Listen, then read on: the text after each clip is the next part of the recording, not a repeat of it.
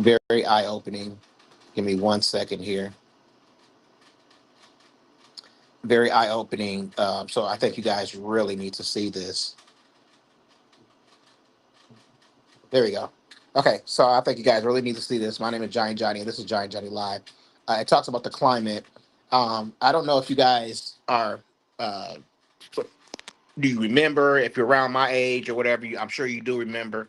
But for the longest time, conservative Republicans, MAGA, have been telling us that climate change isn't real. And then you go outside and you feel every single summer is very, very real. Every winter, every short winter, you can see that it's real. Every short spring, you can see that it's real. Because we don't really have two weathers anymore. Weather's pattern is winter and summer. Either it's really hot or it's really cold. So we got like two seasons anymore. Nothing really in between, except for maybe like a few weeks or a month or so in between. And then it goes to the extreme temperatures. And so now we're seeing what they were telling us wasn't true. So this is bad, y'all. So let's take a look at the weather. And then I think in Antarctica, somewhere where it's really cold, it hit like 100 degrees for the first time. And it's crazy, y'all. That's so totally crazy. So listen to this, and I want y'all to tell me your thoughts when we get done. And I feel like we're hitting a point now where it is so undeniable, even the normie position has become, we might be cooked. Like, it might be over. Looking at just how much the climate has degraded and changed for the worse, this is getting really terrifying. So first, let me show you this. France has reported around 1,000 deaths due to the heat wave that they're experiencing over there. 1,000.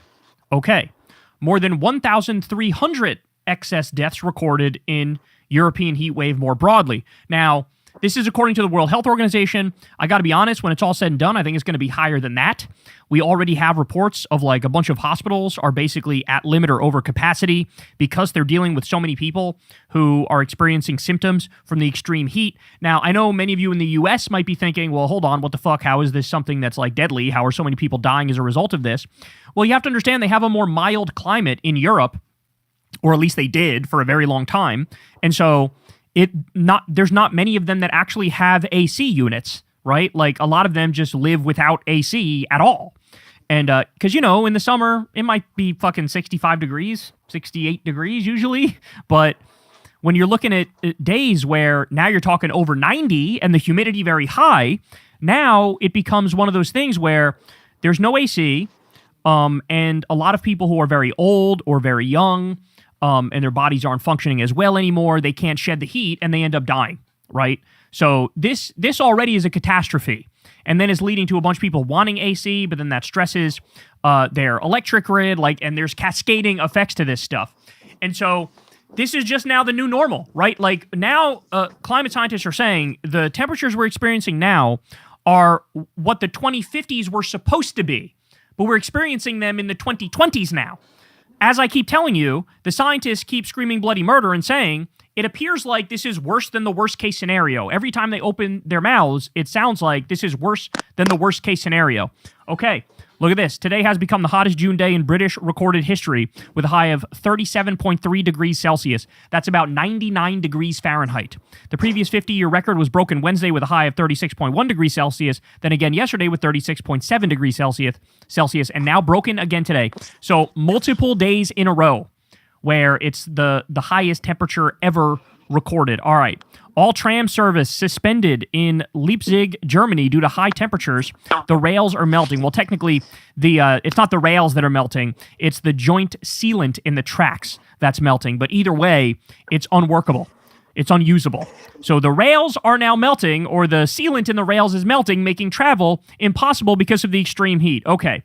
Well, how about here? Well, in the U.S., we're looking at a massive heat wave. The situation is certainly escalating along the eastern seaboard, the I-95 corridor, for later this week.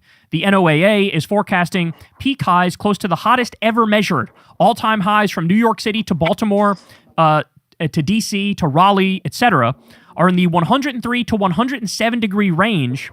In many cases, the forecast is neck and neck. Add to it high humidity, and the feels like temps will be near 115 in spots. Take this seriously, folks. It will be dangerous.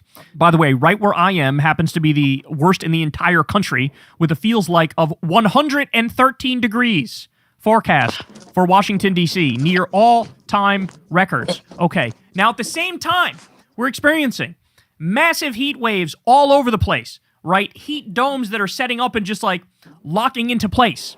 People dying because of excess heat. The average temperature over time going up, up, up, up, up. There's a reason why scientists stopped referring to it as global warming and started referring to it as climate change. Because they know there's some low IQ people out there who don't realize that part and parcel with this is extremes on both ends of the spectrum at any given time.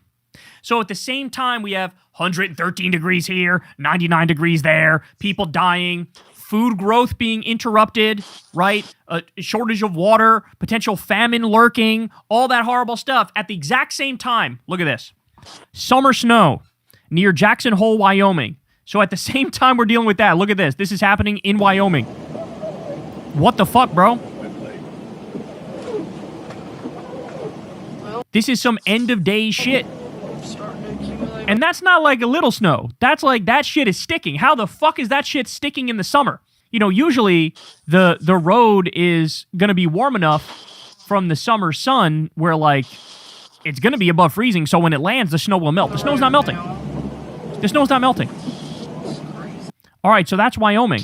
How about this? Drivers navigating flooded streets in Green Bay, Wisconsin, after a storm brought hail and several inches of rain in a short time. Look at this. This looks like it's AI generated. It's not. This is actually real. Oh my God. This is not even a good idea. This I love the accent. This is not a good idea. This is like flash flooding. How are we even going to get home? Oh my God. This is insane. Look at them. They're flooded. This is insane.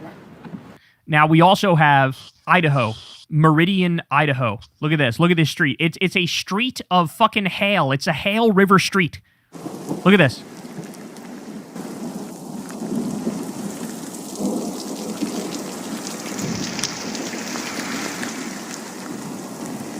Now, there's also flooding going on in Spain right now. There's flooding in Spain. Here's Boise, Idaho. Yet again, it's like a glacial hail river street. Look at this.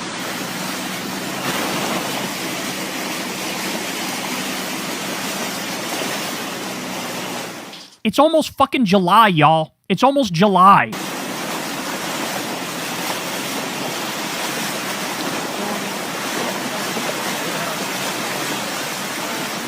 So what we're witnessing is exactly what was predicted, which is increased extremes on both ends of the spectrum. And it's happening all at once. As the average goes up, up, up, up, up, there's increased extremes on both ends of the spectrum. And I haven't even said anything about this super El Nino, which is likely to occur, which will be an absolute catastrophe. Okay, look at this. Here's a chart of global sea surface temperatures from 1982 to 2026, with the years 2023, 24, and 25 omitted. As of June 27th, global temperatures have set a 26 daily record highs in a row. 26 daily record highs in a row. Look at this. Global sea surface temperatures, and the red line is what we're dealing with right now. I don't know, man. It really does look like we've hit the point of no return. Okay, that's what this looks like to me. This is way above and beyond what it should be at the moment. 3.4 sea surface temperatures have now set a record daily high for 28 consecutive days. June 26th saw an anomaly of 1.75 degrees Celsius above the 1991 to 2020 baseline. Okay, here's what that looks like in chart form. Again, red line represents now, represents today. Absolutely, positively terrifying. All right, global temperature variations over the last 2022 years. Look at this. Here's where we are now. I don't know, man. Seems kind of scary as we have massively increased those carbon dioxide levels because of our oil and gas usage, because of our dirty fossil fuel usage. As the carbon dioxide goes, so goes the temperature of the planet. Insane. Global temperature variations absolutely skyrocketing in recent history. This should really wake people up, but again, not sure it will. And as Matthew Todd says, let's face it, we're cooked. By the way, climate scientists are saying it looks like it's too late. Climate change is undeniable for decades now. It rather looks unsolvable now. Okay. Scientist Zeke Housefather from the IPCC admits meeting goals to limit global warming has become functionally impossible. An excellent and sobering piece flagging the results of a new study published in Nature, especially as, in the real world, there's no chance of limiting the global average temperature rise to 2 degrees Celsius. And that piece is in carbonbrief.org. And we have breaking: climate change cannot be reversed even by zero emissions, says top scientist. It cannot be reversed even by zero emissions. To say we have screwed the pooch is a colossal understatement here. I guess now what we're relying on is... Okay. Oh, that's crazy, y'all. Y'all tell me what y'all think. Leave your comments, and we're gonna talk about this, man. Y'all think our climate is screwed? Y'all think we're at the point of no return? Let me know what y'all think. My name is Johnny. Thank you for watching.